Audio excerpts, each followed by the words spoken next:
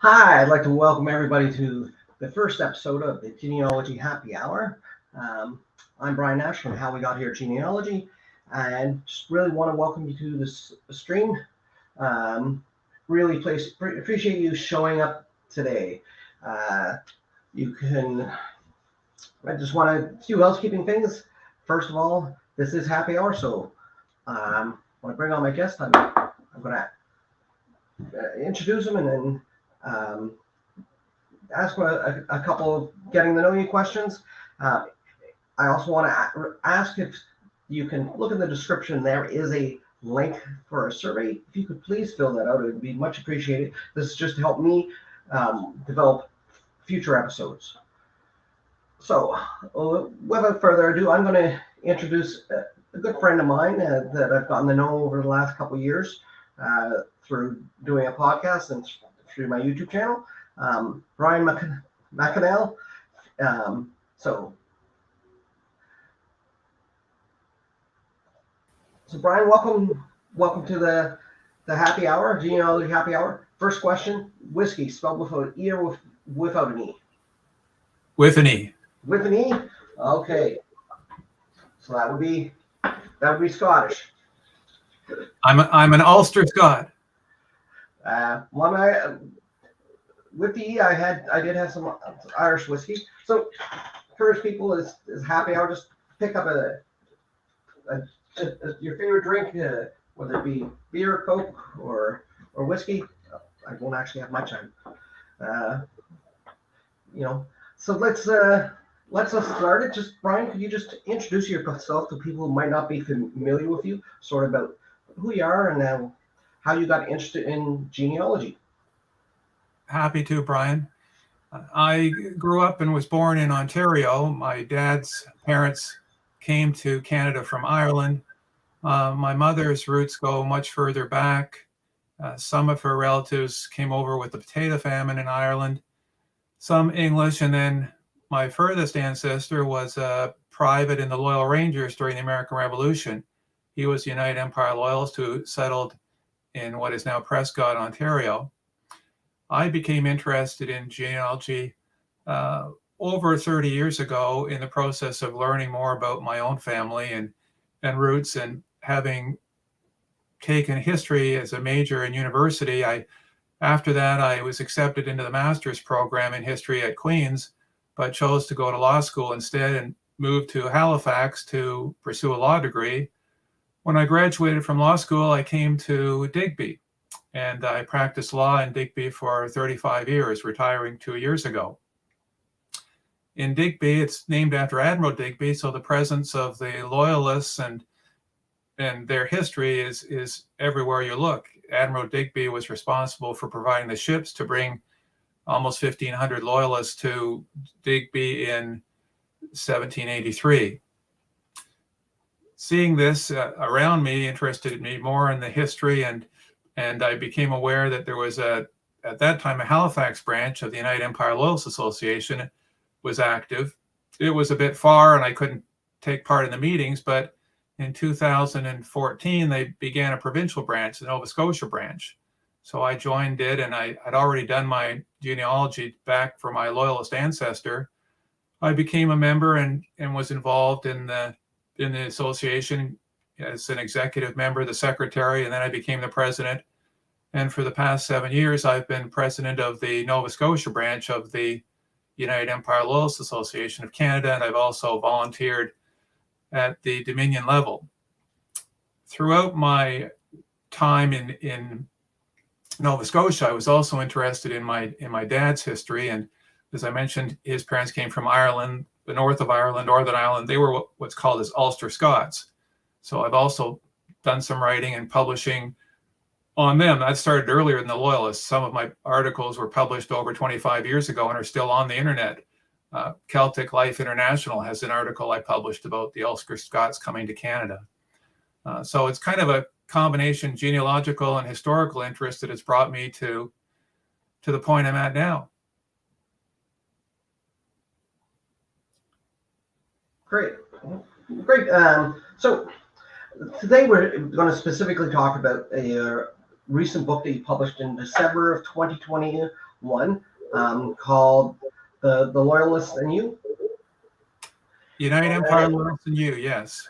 And so I just have a couple quick questions, and I know you actually have a little presentation for us that's going to tell us a little bit more about that book. So you mentioned what your what got you interested in Loyalists. For the people that might not know exactly who the Loyalists were, could we start maybe with that? Who exactly were the Loyalists, and what made them determine that they were Loyalists? Well, the Loyalists is a broad category. There were Loyalists that began coming to Canada. Loyalists during the American Revolution. These were any residents of the U.S. colonies that had decided to remain loyal to the British Crown. This continued for a number of years after the Revolution. As part of the evacuation of New York, there were Loyalists who came to Nova Scotia and to Quebec and Ontario, and earlier than that, from Boston. There were also late Loyalists that came to Ontario as late as the 1790s from the United States. Broadly speaking, people that were disrupted by the American Revolution in the 1770s and who sided with the British would be considered Loyalists. Whether they qualify as United Empire Loyalists is something a little bit different, because that has a particular definition that the association has put in place. Okay, great. So I'm just going to take a second and share your presentation that you have here with us. So I'm going to turn it over to you, Brian. Thank you, Brian. So as you had mentioned, last December, I published my last book on the Loyalists entitled The United Empire Loyalists and You, which deals with three questions, really. Why did the United Empire Loyalists matter? What did the Loyalist Association of Canada do? And how do you obtain a Loyalist Descent certificate? Now, if we consider those questions, the first question deals with the history of Canada in the sense that it's been estimated approximately 40,000 Loyalists came to Canada during and after the Revolution. Some 20,000 possibly to Nova Scotia, and 16 to New Brunswick, others to Ontario and Quebec. The result of this was that in 1784, it created the new province of New Brunswick, as appears on this map. This is a 1794 map showing the colonies of New Brunswick, my cursor highlighting them there, then Nova Scotia, and over finally here, Cape Breton, which were all created as a result of the arrival of the Loyalists, which more than doubled the population of Nova Scotia and dramatically increased New Brunswick, where there at that time were few settlers, and as well Cape Breton. Ontario, it was created in 1791 in the sense that Upper Canada was created as a result of the Loyalists who arrived there. And then looking forward a number of years to the War of 1812, it was largely Loyalists and their children who defended Canada during the War of 1812. And we know how that turned out. If the Loyalists hadn't come, if the Loyalists hadn't participated the way they had in the War of 1812, would Canada have survived?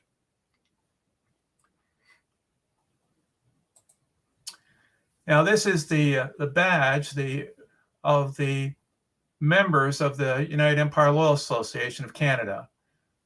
You can see that it consists of maple leaves representing Canada, and oak leaves, which are associated with loyalty and fidelity, and the cipher of King George III, in the middle.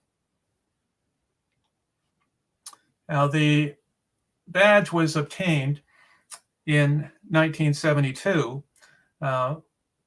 proclaimed with the armorial bearings from the British authority. At that time, the United Empire Loyalists Association was committed to, in its first mission statement, perpetuating the spirit of loyalty to the empire. A lot has changed since 1972. Now the association's focus is much more on genealogy and research, as can be seen from their mission statement now. Anyone can belong as a member to the United Empire Loyalists Association. It's not dependent on citizenship or loyalty. There's no oath required. So there are members throughout the world, Australia, the United States. Its first element of its mission statement says to unite a Canadian-based association of descendants of families who remain loyal to the British Crown during the American Revolutionary War, as well as persons interested in the Loyalist era and early Canadian history. It goes on from that to mention that they're interested in, secondly, supporting the collection and cataloging of documents, books, artifacts. Third, in facilitating and publishing research related to the United Empire Loyalists in the form of historical and family research journals. Fourth, in providing Loyalist education resource materials. Now, these materials can be found on the website of the association. There are materials available in both official languages, in English and French, for schools and school teachers to devise programs about the United Empire Loyalists. Fifth, assisting in the construction and preservation of Loyalist monuments and memorials in Canada. And sixth, participating in projects and activities which honor and celebrate the legacy.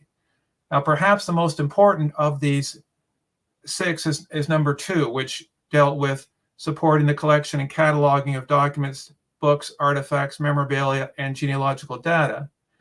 There is on the United Empire Loyalists Association of Canada website a genealogical database where you can search it yourself for loyalists and proven loyalists. By going to their website and looking it up, you can search it alphabetically. So they're encouraging research and assisting anyone, members of the public, in determining whether they had a loyalist ancestor. When did the association originate? Well, the United Empire Loyalists Association just began in 1914. It's not, in comparison to the age of Canada, but when it did start, went back to the statement made by Lord Dorchester. Lord Dorchester, Sir Guy Carleton, was the lieutenant governor of Quebec in 1789 and the governor of Canada. And he was involved in settling the Loyalists. At the end of the American Revolution, a great number of Loyalists were in refugee camps in Quebec, which included Ontario at that time. And he was devising ways to settle these Loyalists along the St. Lawrence River. In the process of doing that, he directed by this resolution, this proclamation, that lists be devised. And then at the bottom of the proclamation, he mentioned, because he had wanted to attach a mark of honor to those who would remain loyal to the British Crown, he said that those loyalists who had adhered to the unity of the empire and joined the royal standard before the Treaty of Separation in the year 1783, that was the peace settlement, and all their children and their descendants by either sex are to be distinguished by the following capitals affixed to their name. UE, alluding to the great principal unity of the empire. The idea being that the Loyalists had remained supporters of not just England, but all those countries that England and the British Empire were part of, which became the British Commonwealth. And the association, the United Empire Loyalists Association of Canada, largely was supportive of that. Over time, its mission statement evolved and it became supportive of the sense of the Commonwealth and the constitutional monarchy in Canada, until 2015, when they changed their mission statement to adopt the one which I've just referred to, which eliminated any reference to loyalty to the British crown or to the monarchy. At that time as well, they changed the membership status of the association. Because the United Empire Loyalists Association of Canada, as I mentioned, was incorporated in 1914, it was incorporated by federal statute of the Government of Canada. This was the first time that Loyalists were officially recognized in Canada in 1914.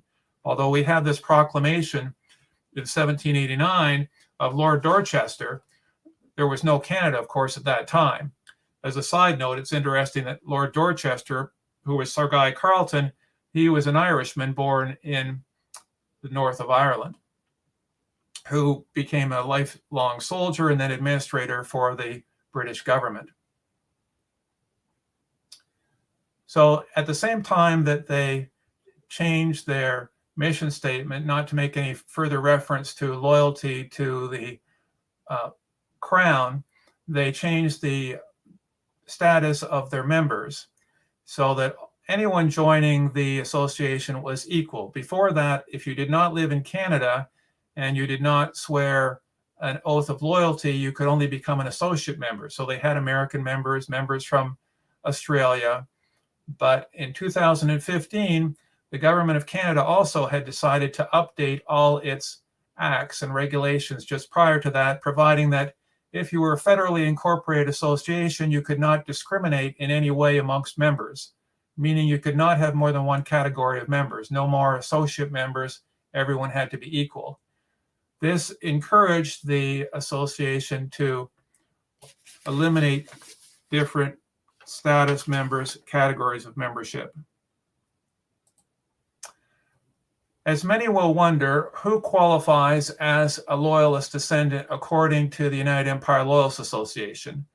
Well, according to that proclamation of Lord Dorchester in 1789, if you know that or believe that you had an ancestor who appeared on one of those original lists, and some of these lists still exist. Upper Canada did create lists of the early Loyalists. If you find an ancestor who is on one of those lists, well, then technically you are a Loyalist and a UE Loyalist.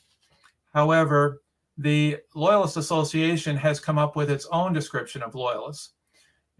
You should also remember that in Canada, the post-nominal UE, which can be placed after your name, is set by the Loyalist Association that you can do this after you provide your information.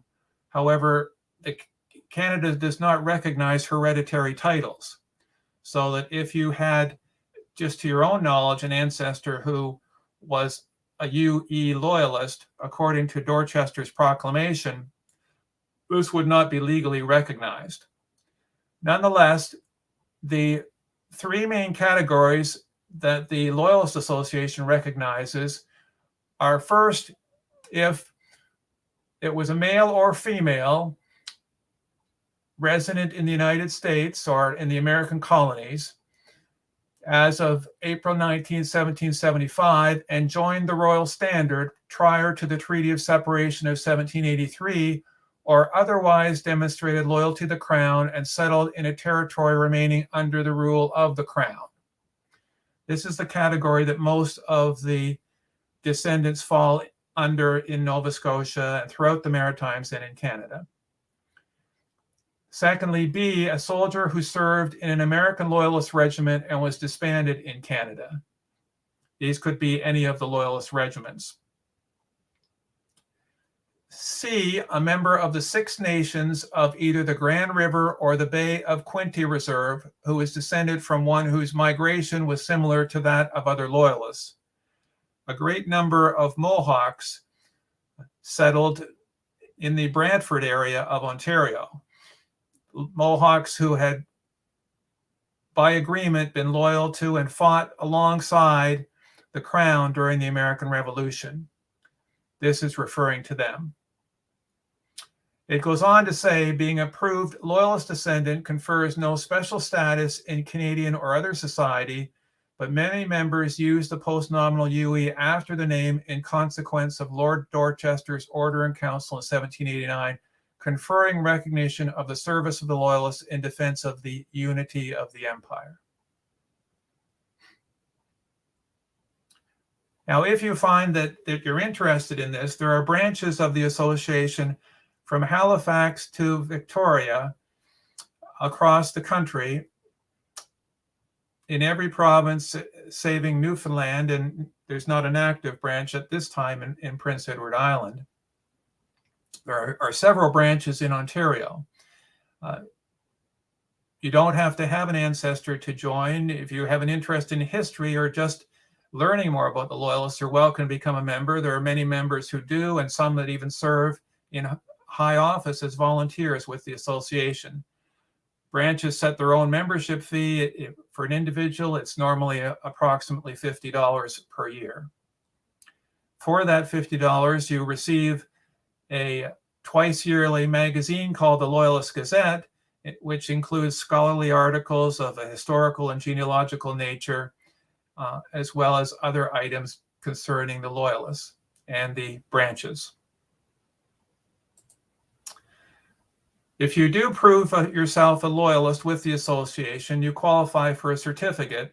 This photo shows a certificate I received for my ancestor, James Humphrey, who, as I mentioned, was a private in the Loyal Rangers, which was a Loyalist regiment that was active in New York State during the American Revolution. He and his wife were refugees in a refugee camp in the old Quebec province until they were settled with other Loyalists along the St. Lawrence River and on Lake Ontario.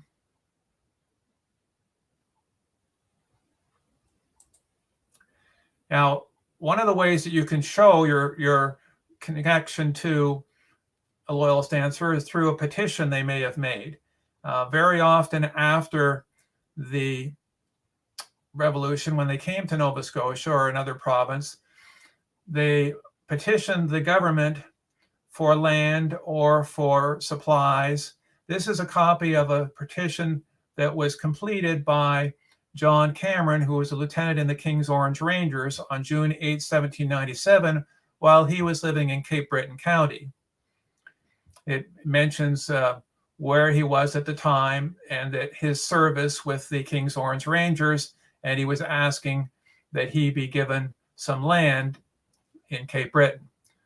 This is recorded in the Land Records Office for Cape Breton County and searchable. Another source of confirming your ancestor is a muster roll.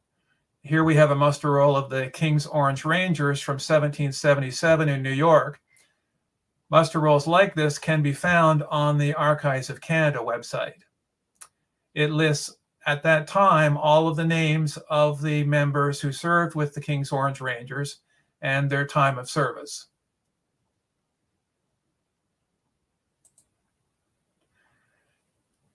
The oldest gravestone in Digby for a Loyalist is this one here. It's a photograph of the gravestone of Mary Getches. She died, unfortunately, in 1785. Her husband, Jacob Getches, had captained a ship to Annapolis a few years before that. The ship contained black slaves.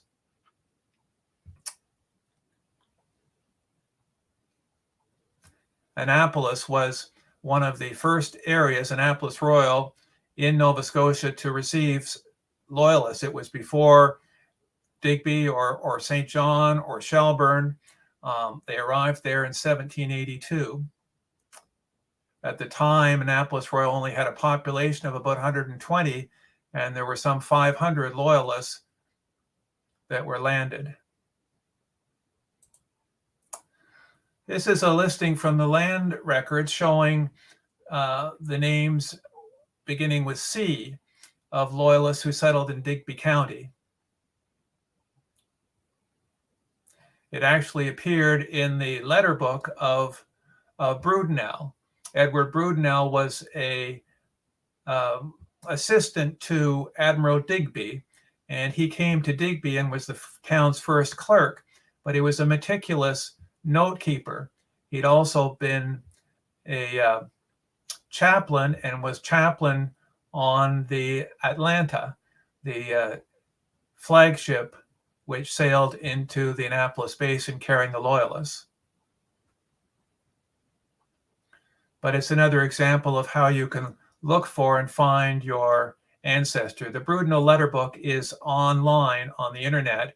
You can find it on the University of New Brunswick site as well. There's a link to the original book, which is with Harvard University.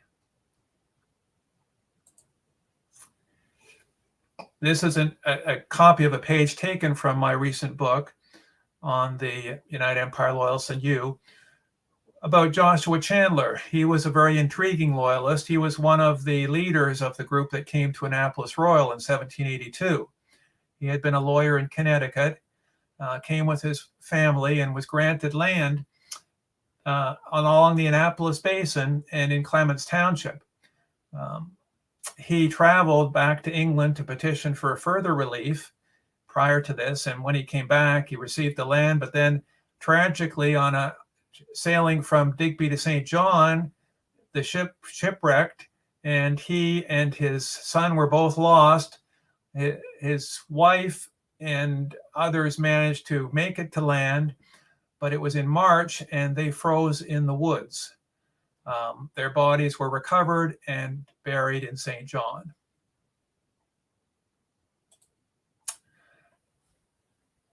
Last summer, while in Halifax, I visited Camp Hill Cemetery, and I'm standing here beside the gravestone of Abraham Pinio Gessner, who was the inventor of kerosene.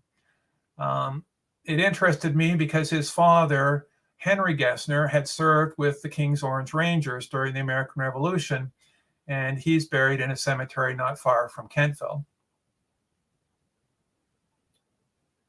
His uncle was Abraham Gessner, who was buried close to Annapolis Royal.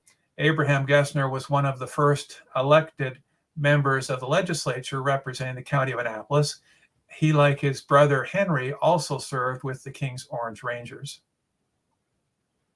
The King's Orange Rangers is named after Orange County in New York, where they were first formed, and they saw service in the New York area as well. They were sent to Halifax and then Liverpool into garrison against privateers from the United States, or the new United States, the rebelling United States, that were raiding the coastline. One company of them was sent to the Canning area north of Kentville to put down a group of Nova Scotians who had constructed a liberty pole. They were rebelling against the British Crown.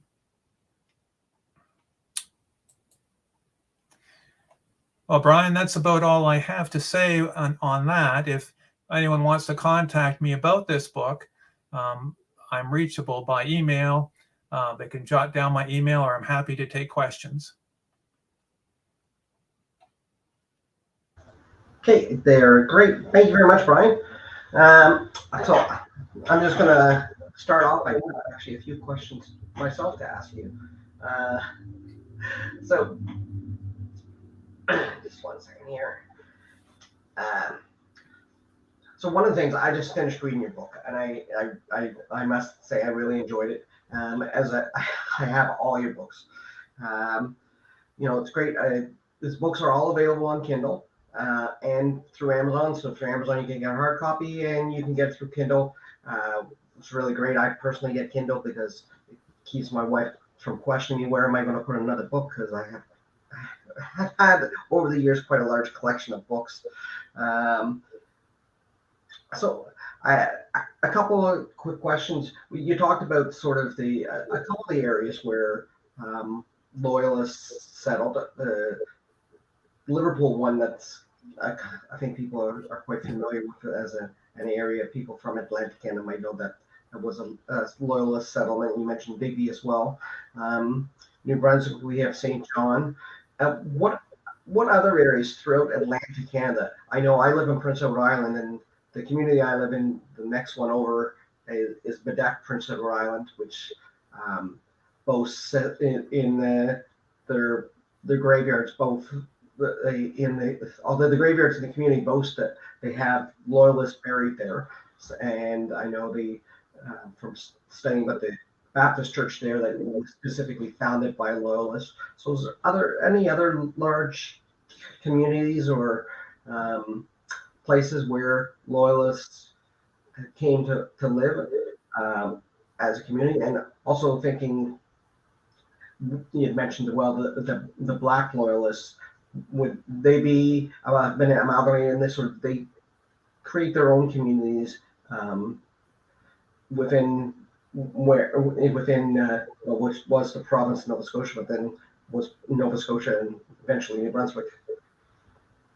Yes, Brian, it might be easiest to think of that in terms of when they arrived. The first Loyalists arriving in 1776, when Boston was evacuated, went to Halifax. And at that time, of course, Halifax was already an established community. But there were so many that arrived that it did put a tremendous strain on Halifax. Some of them remained there, but they dispersed to all parts of the province wherever they were able to obtain land, but not in large, significant numbers, as in the case of Digby and Shelburne, which were new settlements. Unfortunately, in Shelburne's case, they went from a population of 10,000 to 300 in the space of a few years, because the land was inhospitable and it was difficult for them to get resources. However, many of those that did not leave from Shelburne dispersed around the area. Tuscot was another area along the South Shore, which received a lot of loyalists who had originally gone to Shelburne. There's evidence of that there. There's a monument to the loyalists in the town square in Tuscot. In the case of Annapolis and Digby, the loyalists that came here in the 1782 and 1783 and onwards, they settled throughout the county and all the way down Digby Neck onto Briar Island.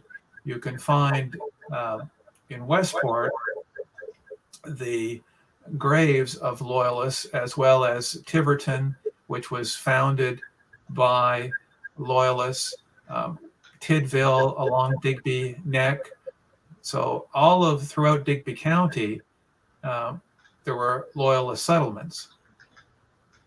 In Annapolis, because of its older history, many of the loyalists there settled on lands that had been held by planters before them, and they intermarried in the succeeding generations with planters and with Acadians. It was a different situation in Nova Scotia than in New Brunswick. In New Brunswick, the government had made the decision that that's where they would settle the disbanded loyalist regiments along the St. John River, the military regiments, because they feared that the Americans were going to attack again. And if they did, it would be their protection to have the regiments along the river. So the more of the military settled in New Brunswick, whereas the civilians settled in Nova Scotia, except for those amongst the military who were able to. The exception to that would be the 84th Regiment, the Royal Highland Immigrants. They were disbanded from Fort Edward in Windsor and given lands in Hants County. Unfortunately, the land that they were given up around Connecticut was largely forested and rocky and very difficult to farm. So many of them did not remain. Some were able to get lands in New Brunswick or further traveled to Ontario. It should be mentioned that Nova Scotia was known as Nova Scarcity because when the Loyalists arrived here, the best lands had already been taken, given to the planters and others. The lands that were left and were available were largely difficult to farm, so it left the Loyalists having to do something else, take up the fishery, adapt if they could. And most of these Loyalists were not fishermen. It was not a skill that which they had. So you think of approximately 20,000 loyalists coming to Nova Scotia, and a lot of people have a hobby of visiting cemeteries and looking for gravestones and headstones. Well, there are fewer than 400 headstones of United Empire Loyalists in all of Nova Scotia. So it gives you some understanding of, what trace there is left. I view each one of those headstones almost as a historical monument, because there aren't very many monuments or to the Loyalists around. Yeah, I know, like, what people know about the American Revolution. It basically, even a lot of Canadians, what they know is from the American perspective. They would know about organizations probably for hearing about them in pop culture or movie references, like the Daughters of the American Revolution, Sons of the American Revolutions. So the United Empire Loyalist Association is basically a British, or I would only want to say British, because a lot of the Loyalists, if I'm correct, were not actually British. You have people from the early Dutch settlers that in New York, some of the Germanic settlers that would have as well came up, and even some of the Hessians that had fought, I understood, did arrive in Canada following the end of the war. Is that correct? Oh yes. I mean, we every generation views history differently, it seems, but they all that can be said really is they viewed themselves as British subjects. A good example is Dewey Ditmar was a Dutch ancestry, came from Long Island. They settled in Clementsport, and he donated the land that Old St. Edward's Church now sits on. Old St. Edward's was built primarily by Dutch loyalists who came here in the 1780s, largely from Long Island, New York.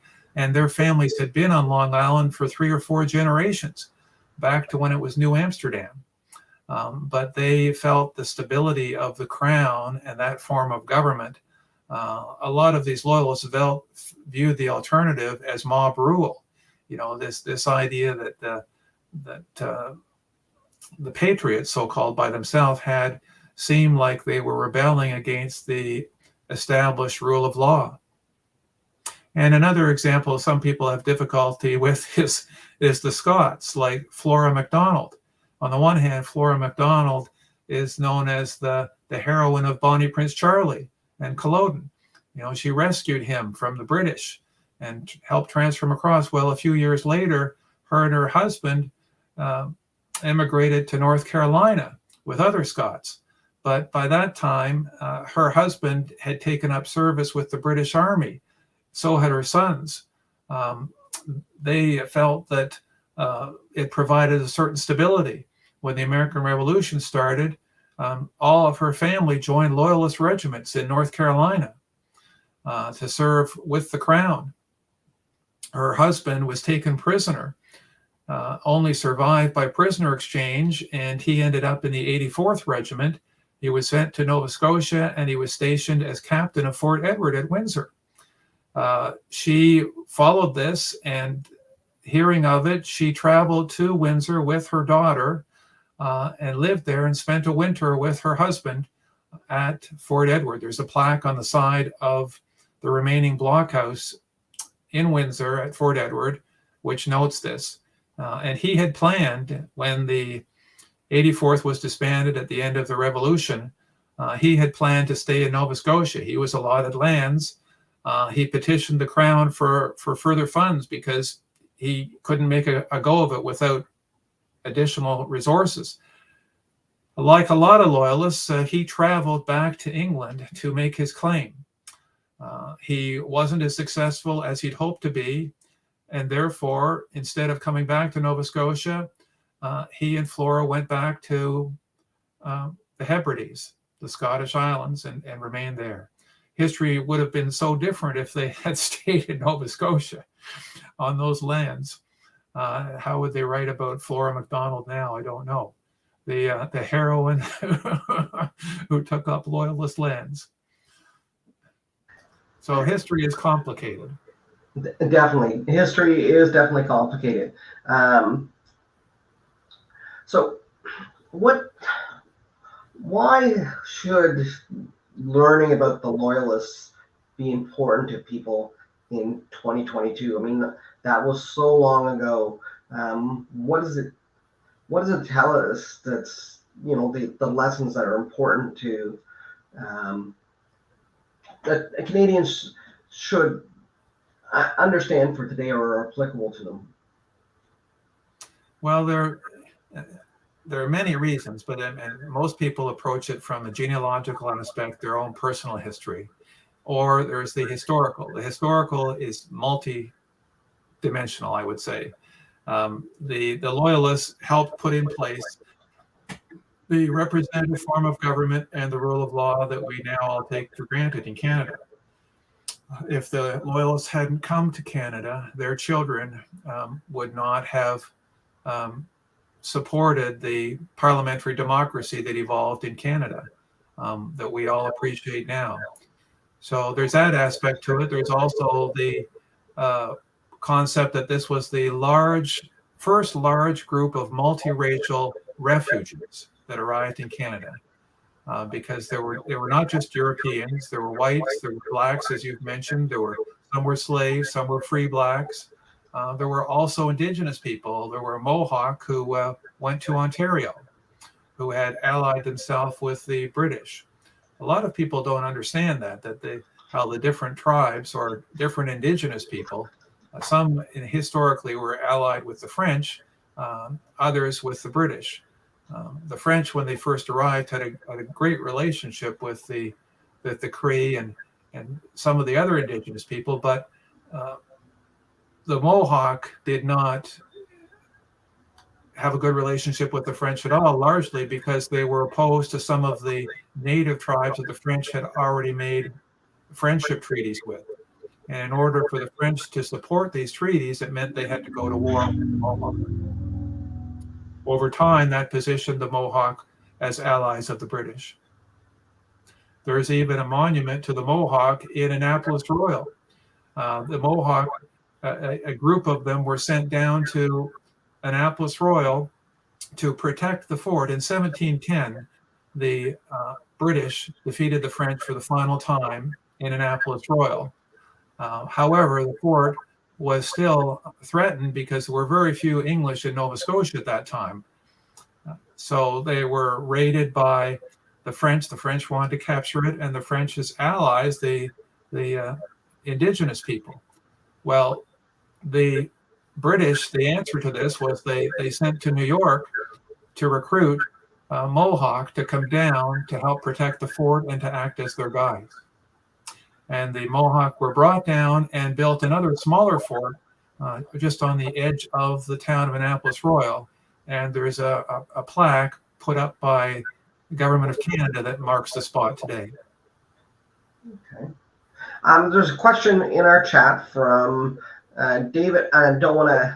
David, I apologize if I'm not pronouncing your name right. Kenna Walkeran. He's from Hill Morrison Yui of Grand River Branch. Oh, that's his fuller. Sorry, Dave Kenna Walkeran, Hill Morrison Yui of Grand River Branch. He asked, how was the land granted to petitioners in Nova Scotia? Did the Crown buy or seize lands of the Nova Scotian First Nations? Well, the land in Nova Scotia was already, you see, the French and the Indigenous people, the Mi'kmaq, at the time were allied with each other. When a lot of the lands that the Loyalists eventually got had previously been granted to other people. It was complicated. This was another reason why they had difficulty, the Loyalists, getting clear title to their lands. But the short answer to your question would be, David, that there have been different views of history.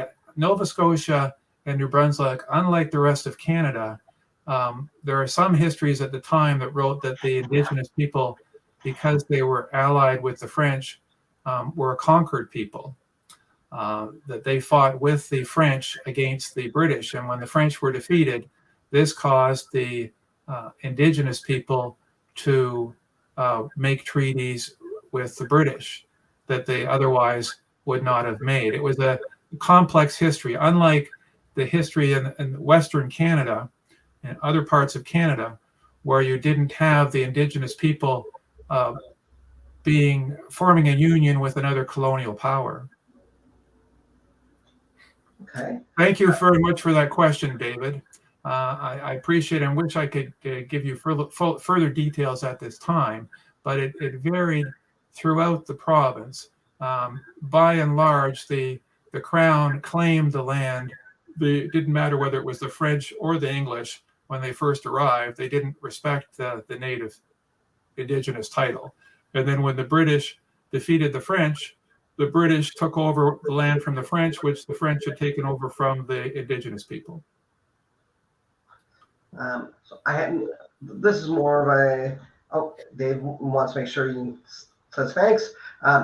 Comment, not a question. It's from Susan Bentley. She says she's a descendant of Henry, and she says sometimes it's spelled Gisner with an I in the records. So,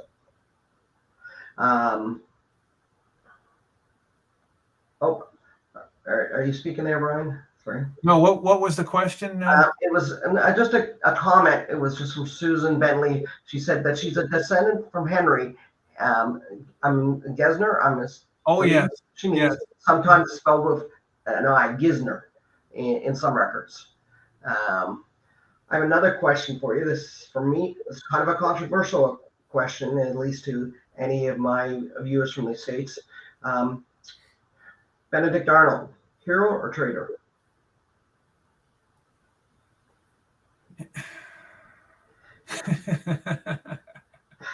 I don't like to answer that question because I don't really view people from the time as in that sense. He was a very interesting and colorful figure of his day. I suppose because he chose the Loyalist or the Canadian side, if anything, I'd have to view him positively. But even reviews of him by Canadian historians are quite often negative because of his treatment of locals and other people, even after he moved to Canada and to New Brunswick in later years. And then basically had to go to England to right. And I understand that to get away from his problems here, but I believe he had descendants who settled in Canada, in Ontario.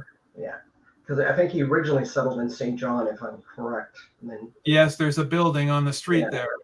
You can still visit it. I didn't mean to put you on the spot there. I just meant that as more of a lark to taunt some of my American viewers. He's not on my top 10 list. He wouldn't even be on my top 20 list. No, I definitely think so. I think honestly he did more as an American general. Some of his strategies and input on that side, were a lot more impactful on the actual course of the American Revolution as opposed to him actually deserting. So I don't know if there anybody else has any questions in the chat for myself or Brian. Like to say we're the two Brians, that people who used to watch CBC or people from England would remember the two Ronnies. We're just like them, not as funny, but much better looking. So if there's any questions there, I'm going to just leave it open for a minute. And I just want to, talk to you a little bit about a couple of the other books that you've written. You've written several other books. I believe there's 5 books in total specifically about the Loyalists. Do you want to talk a little bit about them? I know people can look back. We did discuss your book on the Loyalists of Digby, which is quite interesting, and it's available. The full interview is available on my channel here. But you want to talk about that and some of the other books that you've written about the Loyalists. Certainly, Brian. I was interested when I first became involved in the Loyalist Association in Nova Scotia in learning as much as I could about Loyalists within Nova Scotia. So every opportunity I had, I traveled around the province, and our branch here in Nova Scotia is like that. We don't hold meetings just in one location. We hold them in anywhere that there could be a historical site or a speaker available. So when I traveled, I took pictures of cemeteries, churches, historical museums, and as a consequence of that, I published my first book, The Loyalist History of Nova Scotia, which is almost like a travelogue of Nova Scotia. If you're interested in visiting and seeing historical sites related to Loyalists, all the way from Yarmouth to Cape Breton, you'll find them mentioned in this book. It's the first book of its kind, I think, to deal with a subject like that. The next book, which I published, was on cemeteries and gravestones of Annapolis and Digby County. Now, why I chose Annapolis and Digby County was that these two counties are where the greatest number of headstones exist for Loyalists, headstones that can be located, visible headstones. So it's also an indication of these are the two counties that Loyalists remained in the most, which kind of makes sense too. That Annapolis, a very fertile farming, those who were able to get land survived on it. Fishing, Digby for a number of years was very successful in the offshore fishery as well as the inshore. And there are settlements, as I mentioned before, all the way down Digby Neck to Westport, and cemeteries with Loyalists in them. Very interesting. And then Brian mentioned that book on Loyalists of Digby. That's broken up into a number of different chapters. One chapter deals specifically with the Black Loyalists of Brinleytown. I published the first article ever published on Brinleytown and identifying the Black Loyalists there. Deeds can be found for where they received properties. These Loyalists, unlike many of the other Loyalists who came as slaves or with their owners, these were free Blacks. They had served in a Black regiment, the Pioneers, which was a British regiment, not a frontline regiment, didn't see the fighting. They were like an engineering regiment. They did the cleanup, the jobs that nobody else would want to have to do. That's what the Black Pioneers were called in to do. Well, when they landed in Annapolis, they felt discriminated against, and they complained, and they were each given 1 acre lots just outside of Digby in their own community, 76 of these 1 acre lots. And there was one lot set aside for the church. Well, a large number of them joined the exodus of Blacks that went to Sierra Leone, who felt that there finally they could achieve some level of true independence and freedom, free from discrimination. This unfortunately didn't happen. Many of those who arrived in Sierra Leone eventually were killed or died due to disease or attacks from neighboring Blacks. Nonetheless, a very interesting part of the history of the Loyalists in Digby. I also mentioned some of the local Loyalists like Richard Hill, the Hill family. The Hills were from Ireland.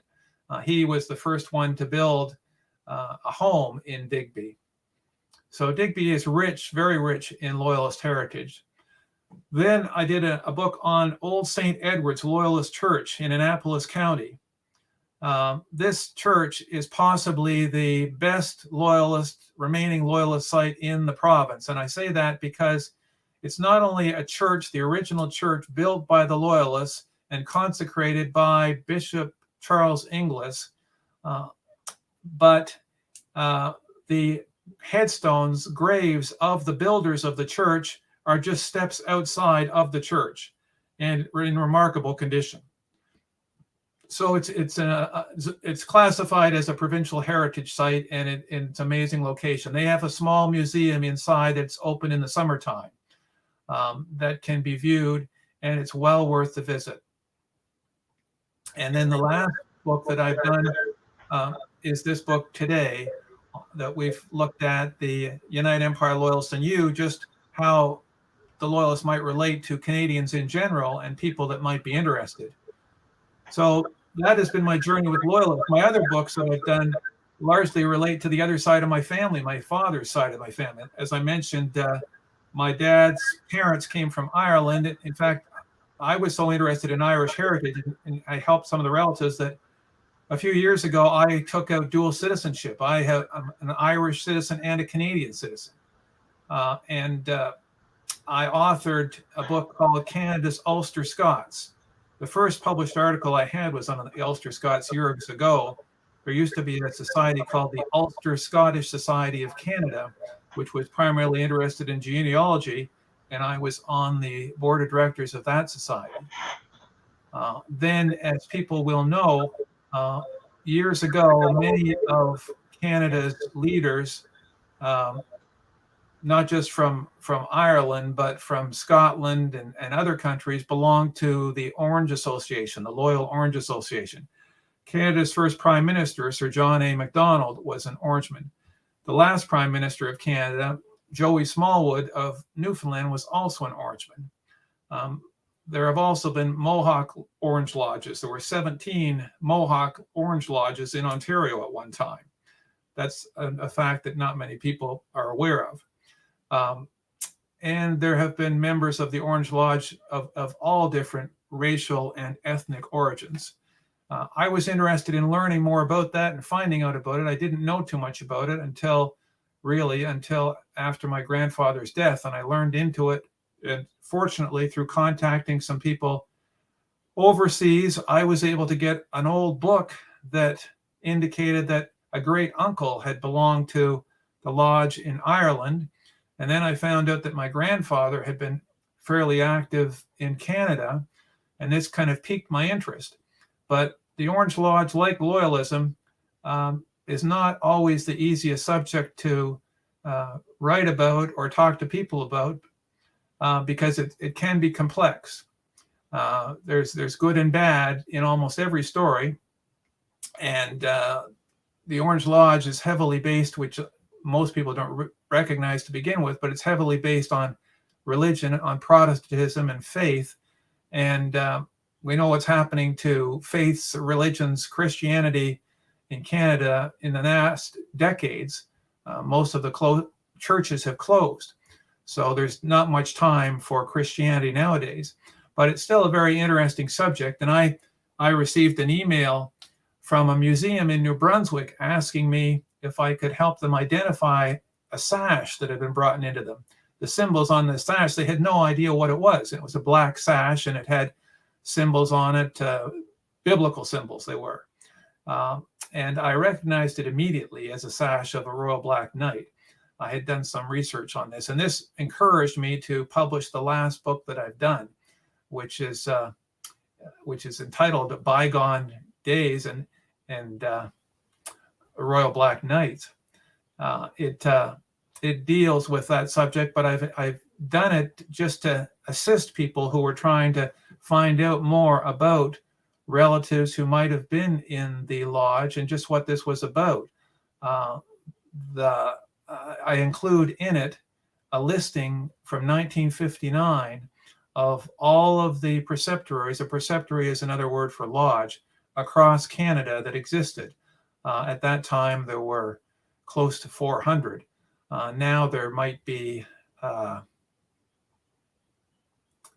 don't know, maybe 20, maybe 30. There are none in Nova Scotia. In most of the Maritimes, it only really exists in Ontario and to some extent Newfoundland, and a bit in New Brunswick. But as I said at the beginning, because it was heavily based on Christianity, in order to become a member first, you had to be a Protestant, and then move beyond that.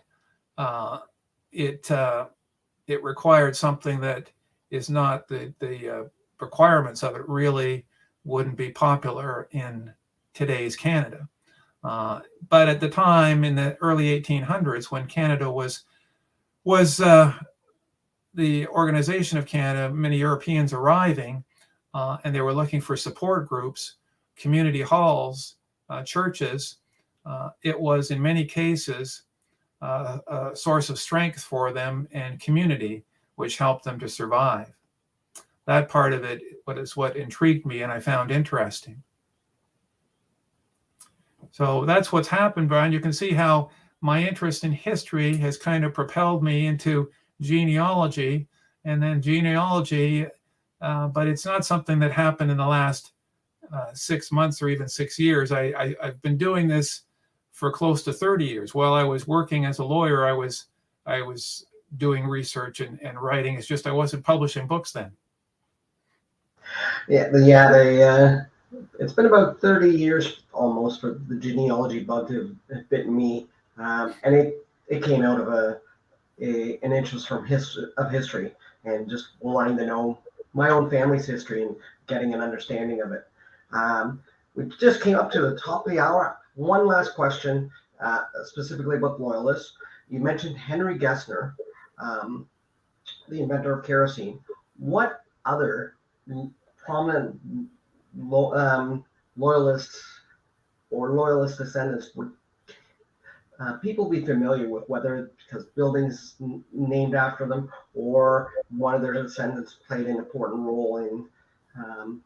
Well, in Nova Scotia, you would have Joseph Howe, of course. Joseph Howe, the son of John Howe. Joseph Howe, a lieutenant governor, politically active, brought freedom of the press into Canada as well. His father, John Howe, had been a printer, evacuated from Boston with the evacuation to Halifax.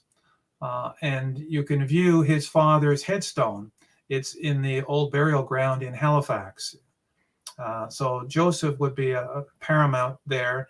And as well, Bishop Charles Inglis. Inglis Street in Halifax is named after him.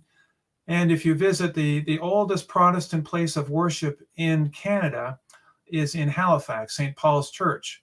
Well, underneath that church in the crypt is Bishop Inglis. And when you walk down the main aisle of the church, it's almost like being in Westminster in England. There's a plaque on the floor that you can see the spot that Charles Inglis is buried underneath you. And it tells you where he is. That's also another location that's very historic to the Loyalists and well worth the visit. So those are two that come immediately to mind.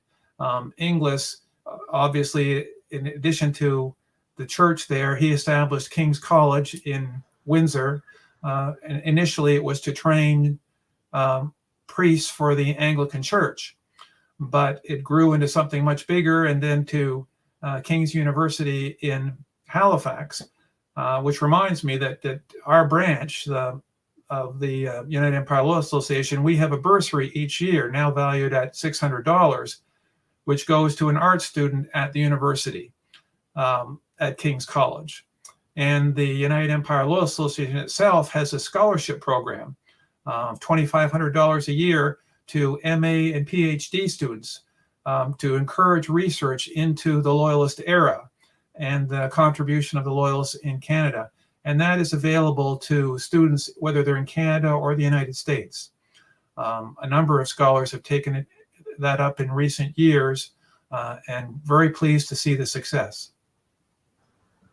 Great. Yes, I'm a University of King's College is where I attended university, and I actually started the 200th anniversary of it, and quite familiar with Charles Inglis. And somewhere in my collection of memorabilia, I actually have the postage stamp from 1989 when it was issued to commemorate the 200th anniversary of the oldest university in Canada. Though there's some controversy about that, but being from Kings, I like to make that claim. So thank you very much, Brian. I really do appreciate it, and I want to thank everybody who came and joined in the chat and dropped it in and out throughout the evening. Really appreciate it. Catch me back next week at the same time when I'll be hosting another How We Got Genealogy Happy Hour, and check out my channel, How We Got Here Genealogy, and subscribe if you haven't already, and hit the little bell that will keep you up to date on all the videos that I put out. And I look forward to talking